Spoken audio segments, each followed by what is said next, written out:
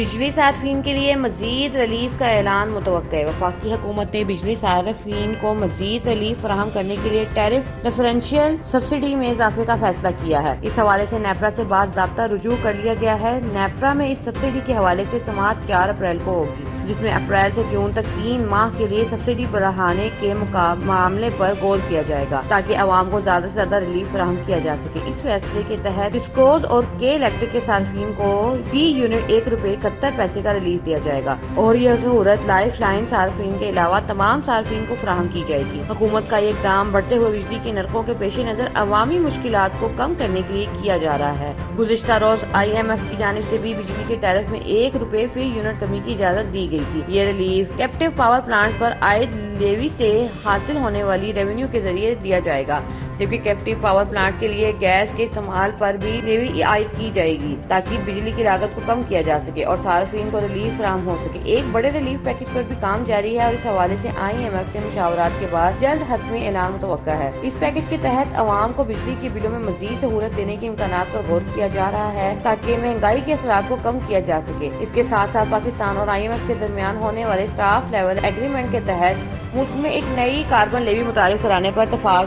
ہو چکا ہے، جس کا مقصد ماحول دوست توانائی کے ذرائع کو فروغ دینا اور معیشت کو مزید مستحکم کرنا ہے۔ بجلی کے نرخوں میں کمی کے علاوہ پانی کی قیمتوں میں اضافے اور آٹو موبائل سیکٹر کو عالمی تجارت کے لیے کھولنے پر بھی اتفاق کیا گیا ہے تاکہ ملک کی معیشت کو مزید بہتر بنایا جا سکے اور عوام کو زیادہ سے زیادہ سہولتیں فراہم کی جا سکیں۔